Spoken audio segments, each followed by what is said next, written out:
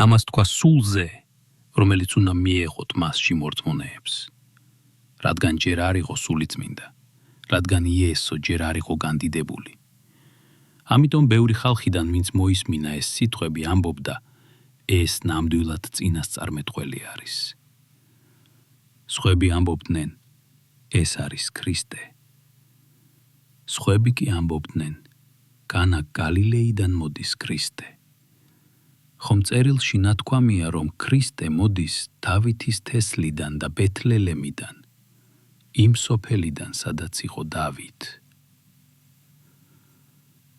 ასე გაყოფა მოხდა ხალხში მის გამო.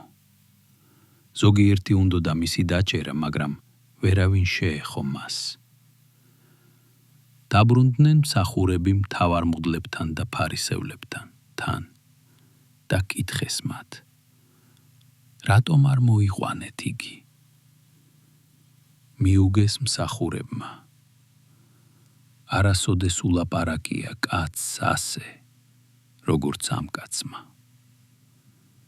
მიუგეს ფარისევლებმა, ნუ თუ თქვენს გაცდუნებდით, ხომ არც ერთი მთავარ ნორ ფარისეველი არ ირწმუნებს მას. მაგრამ ეს ხალხი, რომელიც არ იცნობს რჯულს, დაწყევლილია. ნიკოდემოსმა, რომელიც ადრე მივიდა მასთან და იყო ერთ-ერთი მათგანი, უთხრა მათ, განა ჩვენი რჯული ადამიანს არ მოусმენს, სანამ არ იცნობს რას აკეთებს.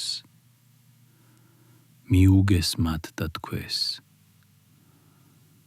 ნუ თუ შენც გალილეელი ხარ, გამოიგულიე და ნახავ, რომ გალილეიდან წინასწარმეტყველი არ აღმდგარა.